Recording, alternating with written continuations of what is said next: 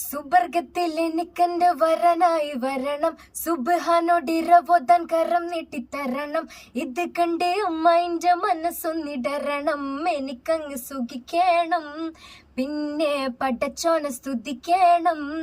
എന്നെ അടുത്തടുത്തിരുത്തിക്കൊണ്ട് അനവധി മുഹബത്തിൻ കഥകൾ മൊഴിയണം, അതിനൊരു മഹർമാല പണിയണം. പാട്ട് റിലീസാകുന്ന സമയത്ത് എന്തായാലും കാണുക, സപ്പോർട്ട് ചെയ്യുക.